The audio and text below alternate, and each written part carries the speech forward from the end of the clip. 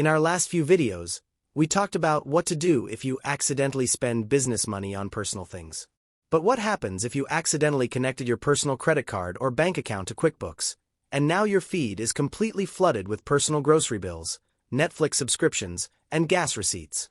You don't want to categorize these as an owner's draw one by one because it will completely clutter your equity reports. Instead, you need to use the Exclude feature to permanently remove them from your active feed.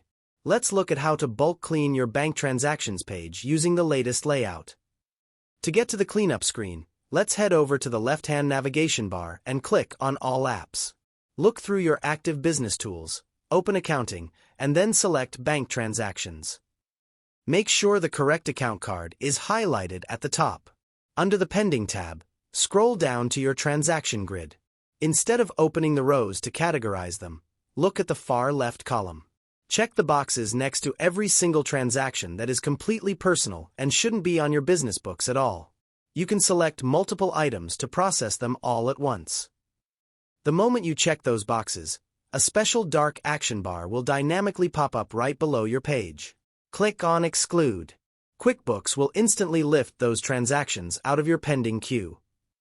If you want to verify where they went, look right above your search bar.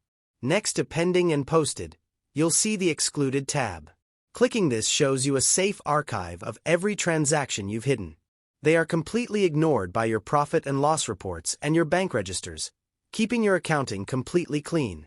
If you ever exclude something by accident, you can come to this tab, check the box, and click Undo to send it back to your main feed.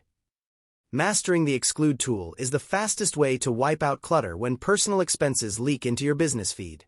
If this guide saved you a massive headache, drop a like, subscribe, and consider hitting that join button to support the channel. Thanks for watching, and I'll catch you in the next one.